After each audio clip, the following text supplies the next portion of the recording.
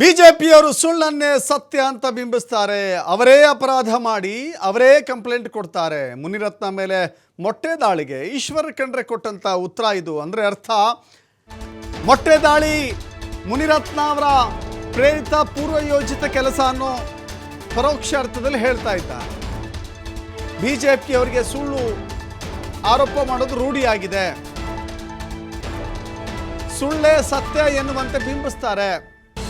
ಕಾಂಗ್ರೆಸ್ ಪಕ್ಷ ಕಾನೂನಿಗೆ ಬೆಲೆ ಕೊಡುತ್ತೆ, ಸಂವಿಧಾನಬದ್ಧವಾಗಿ ಆಡಳಿತ ಮಾಡುತ್ತೆ, ಉದ್ದೇಶಪೂರ್ವಕವಾಗಿ ತಪ್ಪು ಮಾಡಿದ್ರೆ ಕ್ರಮ ಗ್ಯಾರಂಟಿ ಅಂತ ಹೇಳಿದ್ದಾರೆ. ಬೆಳಗಾವಿಯಲ್ಲಿ ಮಾತನಾಡ್ತಾ ಮುನಿರತ್ನ ವಿಚಾರಕ್ಕೆ ಪ್ರತಿಕ್ರಿಯೆಯನ್ನ ಕೊಟ್ಟಿದ್ದಾರೆ. ಜೊತೆಗೆ ಈಶ್ವರ್ ಖಂಡ್ರೆ ವಿಚಾರದಲ್ಲೂ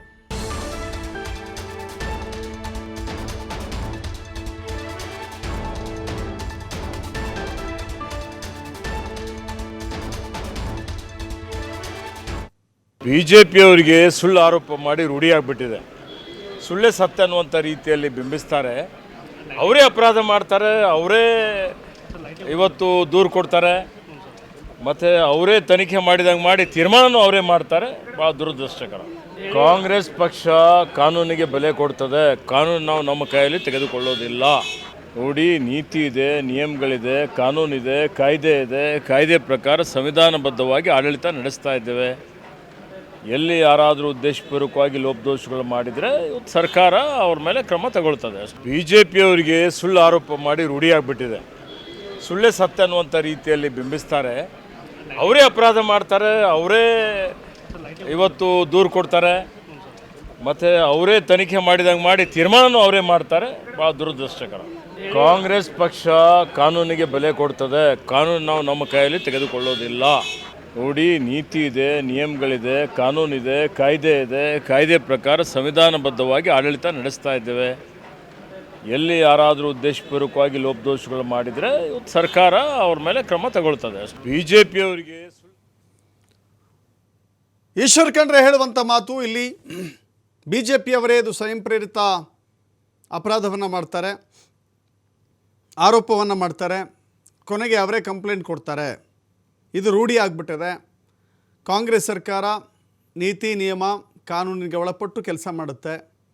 ಇಂಥ ಸುಳ್ಳನ್ನೇ ಸತ್ಯವನ್ನಾಗಿಸುವ ಕೆಲಸದಲ್ಲಿ ಬಿ ಜೆ ಪಿ ನಿಸ್ಸೀಮರಿದ್ದಾರೆ. ಪದೇ ಪದೇ ಇಂಥ ಘಟನೆಗಳು ಮರುಕಳಿಸ್ತಾ ಇದ್ದಾವೆ ಅನ್ನೋದು ಈಶ್ವರ್ ಖಂಡ್ರೆ ಮಾತು. ಮೊಟ್ಟೆ ವಿಚಾರದಲ್ಲಿ ಅನೇಕ ಕಾಂಗ್ರೆಸ್ ನಾಯಕರು ಅದನ್ನೇ ಹೇಳ್ತಾ ಇದ್ದಾರೆ. ಮೊಟ್ಟೆ ವಿಚಾರದಲ್ಲಿ ಹೇಗೆ ಇದು ಪೂರ್ವ ನಿಯೋಜಿತ ಕೃತ್ಯ ಅನ್ನೋದನ್ನು ವಿವರಿಸ್ತಾ ಇದ್ದಾರೆ. ಜೊತೆಗೆ ಮೊಟ್ಟೆ ಎಸೆಯುವ ಮುನ್ನವೇ ಆ್ಯಸಿಡ್ ದಾಳಿ ಅಂತ ಕೂಗಿದ ಧ್ವನಿ ಇದೆಯಲ್ಲ, ಅದು ಇದೆಲ್ಲದಕ್ಕೂ ಕೂಡ ಭಾಳ ಪುಷ್ಟಿ ಕೊಡ್ತಾ ಇದೆ.